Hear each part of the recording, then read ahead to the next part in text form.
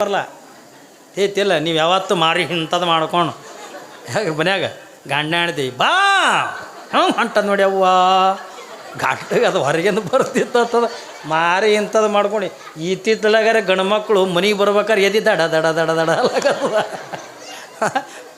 ಗಂಡು ಮಕ್ಕಳು ಮನೆಗೆ ಬರ್ಬೇಕಾದ್ರೆ ಹೆಣ್ತಿ ನಕ್ಕೋತದಳೋ ಹೆಂಗದಳೋ ನಕ್ಕೋತಿದ್ರೆ ಹಣಿ ಬರ್ ಚಂದ. ಇಲ್ಲಾರ ನೀವು ಮಾರಿ ಉಬ್ಬಿಸಿದ್ರಿ ಅದು ಮನೆಗೆ ಬರ್ಲದು. ಬಾಗಿಲ್ದಾಗ ನೋಡಿ ಆ ಕಡೆ ಅವು ಮಕ್ಕಳು ಆಟ ಆಡ್ದಂಗಾರೆ ಆಡ್ರಲ್ಲ. ನಾ ಏನು ಅನ್ನಕತ್ತೀನಿ, ನೀವು ನಿಮ್ಮದು ಒಂದು ಆಟನೇ ಇದು ಏನ್ರಿ. ನಿಮ್ಮ ಸಂಸಾರಕ್ಕೆ ನಿಮ್ಮ ಜೀವನ ಅನ್ಕೊಂಡ ಗಂಡ ಹೆಂಡತಿ ಆಟನೇ ಅದ. ಆಡ್ರಿ ಪರವಾಗಿಲ್ಲ, ಆದ್ರೆ ಮಕ್ಕಳು ಆಡ್ದಂಗಾರೆ ಆಡ್ರಿ. ನೋಡ್ರಿ ಅವು ಎಷ್ಟು ಕಾಳಜಿ ಮಾಡ್ತಾವ ಹೆಣ್ತಿ. ಇಡೀ ಡೆಬ್ಬಿನೇ ನೀನೇ ತಗೋ ನಮ್ಮ ಜಗಳ ಮುರಿಸು ಹೊತ್ತಿಗೆ ಪಾಪ ಹೆಣ್ಮಗಳು ಅವಾಗಿದ್ರಂದ ಪಪ್ಪ ಅಲ್ಲಿ ಇನ್ನೊಬ್ಬ ಪಪ್ಪ ನಾ ತೋರಿಸ್ತೀನಿ ಬಾಯಿಲಿ ಅಂದ.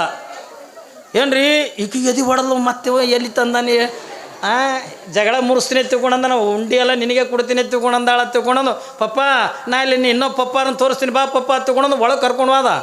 ಒಳಗೆ ಕರ್ಕೊಂಡು ಹೋಗಿ ದೊಡ್ಡದೊಂದು ಅಲ್ಮರಿ ಮುಂದೆ ಕನ್ನಡಿ ಇರ್ತದೆ ನೋಡ್ರಿ. ಹೋಗಿ ಇದೆಂದ ಅಲ್ಲಿ ನಿಂದಿರ್ಸದ. ಈಗ ಪಪ್ಪ ಒಳಗೊಪ್ಪಪ್ಪ ಇಲ್ಲಿ ಹೊರಗೊಪ್ಪಪ್ಪ. ಅಲ್ಲಿ ಒಳಗೊಪ್ಪಪ್ಪನ ಇಲ್ಲಿ ಹೊರಗೊಪ್ಪಪ್ಪ. ಲೇ ಹುಚ್ಚ ಅದು ಬೇರೆದವ ಅಲ್ಲೋ. ನನಗೇನು ಪಪ್ಪ ಅಡ್ಡ ಕಂಡು ನಾ ಹೇಳಿದೆ ಆತ. ಏನ್ರಿ ಜಗಳ ಇವು ಹಿಂಗ್ಳು ಇಡ್ಲಾಕೂ ಅವ ಏನ್ರಿ ಜಗಳ ಮುರಿಲಾಕೂ ಇವು ನಮ್ಮ ಮಕ್ಳಿದೇನು ಕತೆ ಏನ್ರಿ. ನಮ್ಮ ಮಕ್ಕಳು ಲಿಂಗ ಬೀಡ ಹೇಳ್ತಾವ. ನಮ್ಮ ಮಕ್ಕಳಿಂದ ಲಿಂಗ ಪೂಜೆ ಮಾಡ್ಕೊಂಡು ಆಟ ಆಡ್ತಾವ. ನಮ್ಮ ಮಕ್ಕಳು ಆಡೋದೇ ಅದೇ. ನೀವು ಏನು ಮನ್ಯಾಗ ಮಾಡ್ತೀರಿ ಅದೇ ಆಡ್ತಾವು. ನೀ ಗಂಡತ್ತ ನಾ ಹೆಣ್ತತ್ತಪ್ಪ. ಎರಡು ಕೂಡಿ ಎತ್ತಿನ ಗಾಡಿ ಕೌದಿ ಹಾಕಿ ಕೌದಿ ಕಟ್ಟಿ ನೀ ಗಂಡತ್ತ ನಾ ಹೆಣ್ತತ್ತ. ನೀವು ಗಂಡದ ಹೊಲಕ್ಕೆ ಹೋಗ್ಬೇಕತ್ತಪ್ಪ. ಅದು ಗಂಡಾಗಿದ್ದು ಏನು ಮಾಡ್ತದ, ಜೋಳದ ದಂಡು ತೊಗೊಂಡು ಮ್ಯಾಗಿನ ಸೊಪ್ಪೆ ಸುಲಿದು ಬೆಂಡಿಲೆ ಎತ್ತಿನ ಗಾಡಿ ಮಾಡ್ತಾದ, ಎತ್ತುಗಳು ಮಾಡ್ತಾದ. ಅದು ಇದರಿಂದ ಅಲ್ಲೇ ಗಾಡಿ ಮಗ್ಗಲೆ ನಾ ಹೊಲಕ್ಕೆ ಹೋಗಿ ಗೊಳೆ ಹೊಡೆದು ಬರ್ತೀನಿ ಅತ್ತ ಅಂದ್ಕೊಂಡು ಹೋಗು. ಇದು ಹೆಣ್ಣು ತೆಗಿದ್ದು ಮನೆಗೆ ನೀವೇನು ಮಾಡ್ತೀರ ಅದೇ ಮಾಡ್ತಾವೆ. ಅದೇ ಒಂದು 3 ಕಲ್ಲು ತಂದಿಡ್ತದೆ, ಒಲಿ ತಯಾರು ಮಾಡ್ತದೆ. ಎಲ್ಲರೂ ತಿಪ್ಪೆ ಬಿದ್ದು ಒಡಕ್ಕೆ ಹಂಚಿದ್ದು ಅದು ರೊಟ್ಟಿ ಬೈಸ ಹಂಚ ಒಂದು ದೊಡ್ಡದೊಂದು ಆಗಲು ಕಲ್ಲು ತೋತದ. ರೊಟ್ಟಿ ಬಡೆ ಕಲ್ಲ ಎಲ್ಲರೂ ಮುಳು ಕಂಟಿ ಮೇಲೆ ಆಗಲೇ ಎಲ್ಲಿ ತರ್ತದ.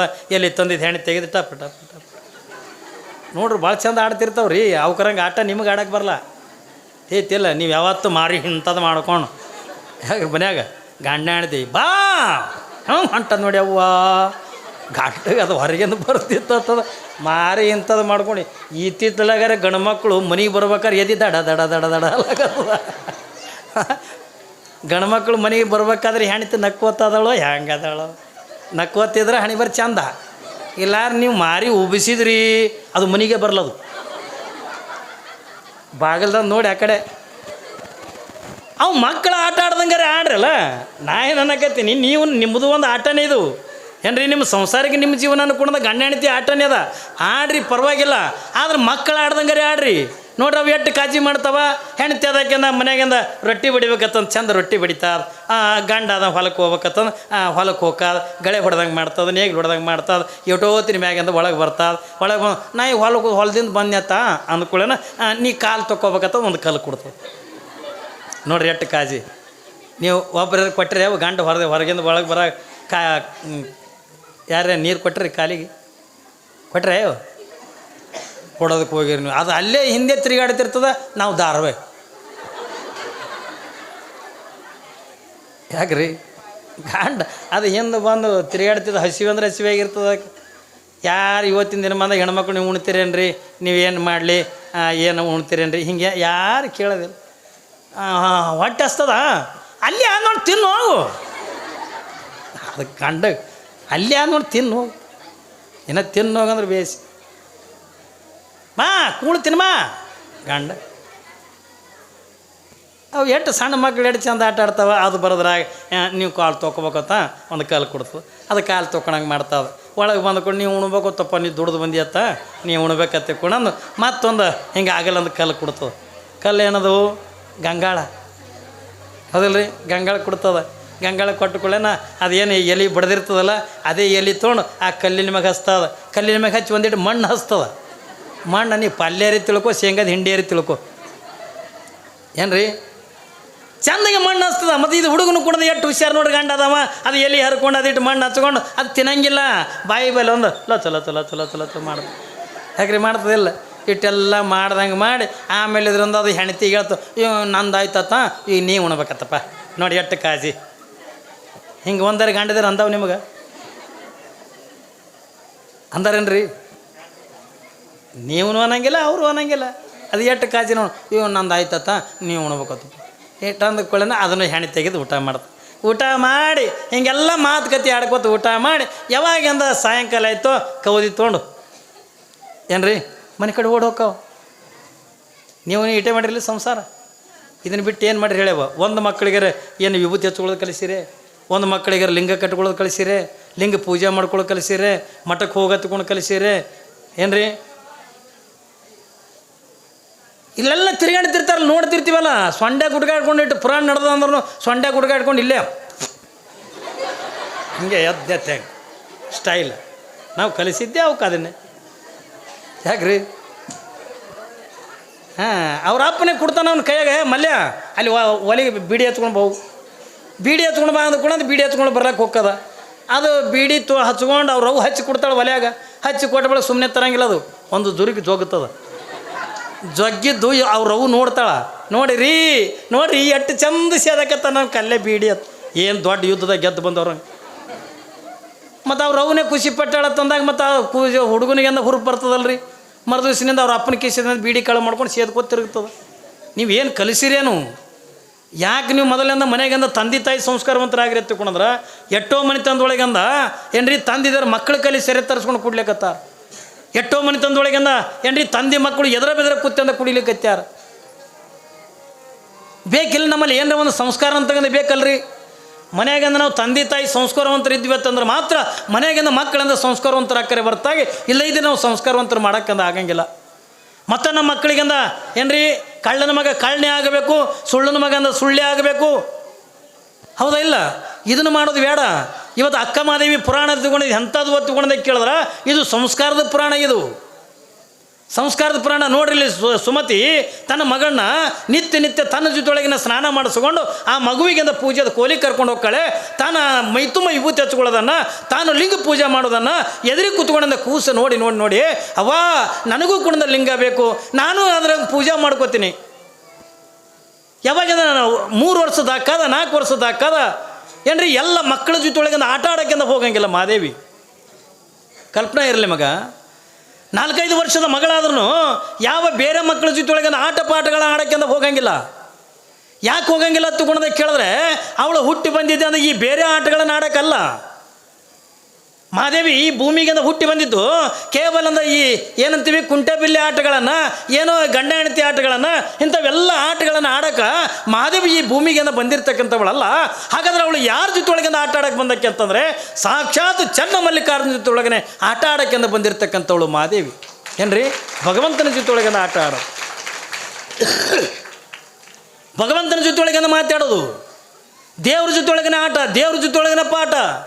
5-6 ವರ್ಷದ ಮಗುವಾದ್ರೂ ಮಹಾದೇವಿ 6 ವರ್ಷದ ಮಗು ಇರ್ತಕ್ಕಂಥ ಪ್ರಸಂಗದ ಒಳಗನೆ ಯಾವಾಗಂದ್ರೆ ಸುಮತಿ ಮತ್ತು ಯಾವ ನಿರ್ಮಲ ಶೆಟ್ಟಿ ಏನು ಮಾಡ್ತಾರೆ ತಗೊಂಡು ಕೇಳಿದ್ರೆ ಬೇರೆ ಮಕ್ಕಳ ಜೊತೆಯೊಳಗಿಂದ ಆಡೋಕ್ಕಿಂದ ಬಿಡಲಿಲ್ಲ. ಒಂದು ವೇಳೆಂದ ಆಟ ಆಡೋ ಮಗ ತಗೊಂಡ್ರೆ ಮಹಾದೇವಿ ಹೋಗಲಿಲ್ಲ. ಹಾಗಾದ್ರೆ ಎಲ್ಲಿಗೆ ಹೋಗ್ಲಿಕ್ಕತ್ತಾಳೆ? ಏನ್ರಿ ಮನೆಯಾಗಿಂದ ತಾಯಿಗೆ ಗೊತ್ತಿಲ್ಲ, ತಂದೆಗೆ ಗೊತ್ತಿಲ್ಲ.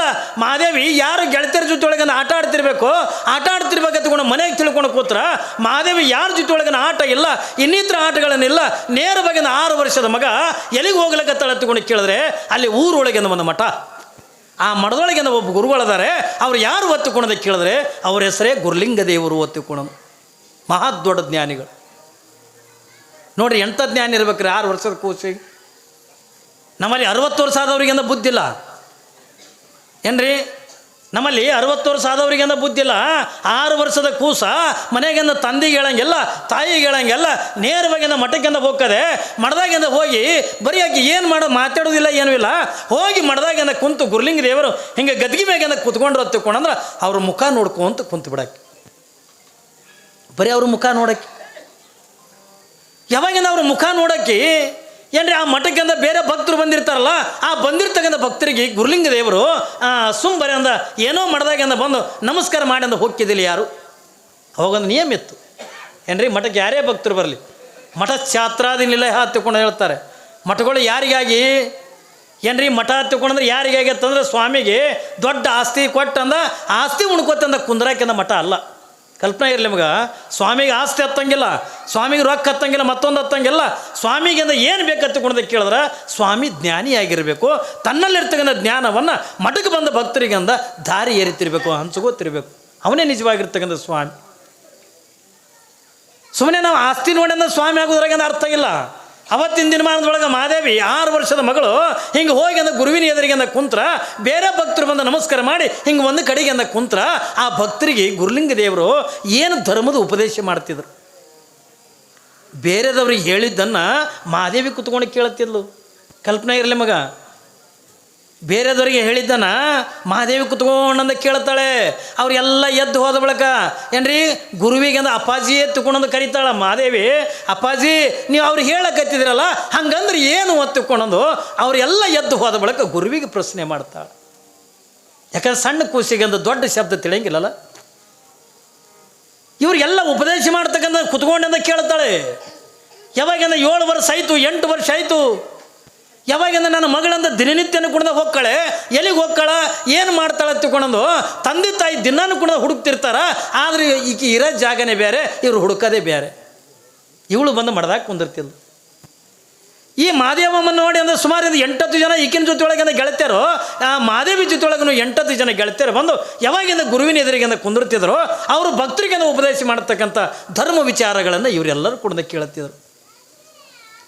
ಯಾವಾಗ ಮಹಾದೇವಿ ಎಲ್ಲಿ ಹೋಗ್ತಾಳೆ, ದಿನನಿತ್ಯನ ಹೋಗ್ಕೊಳ್ಳಲ್ಲ. ಇವಳು ಗೆಳತಿಯರು ಯಾರ ಜೊತೆಯೊಳಗೆ ಆಟ ಆಡ್ತಾಳೆ, ನಾವು ನೋಡಬೇಕು ನೀವು ನೋಡ್ಬೇಕು ತಿಳ್ಕೊಂಡು ಇಡೀ ಊರೆಲ್ಲ ಹುಡುಕಾಡೋದ್ರೊಳಗೆ ಕೊನೆಗೆ ಇವಳು ಸಿಕ್ಕಿದ್ದು ಎಲ್ಲಿ ಎತ್ತಿಕೊಂಡದ ಕೇಳಿದ್ರೆ ಮಠದೊಳಗೆ ಅಂದ ಸಿಕ್ಕಳು.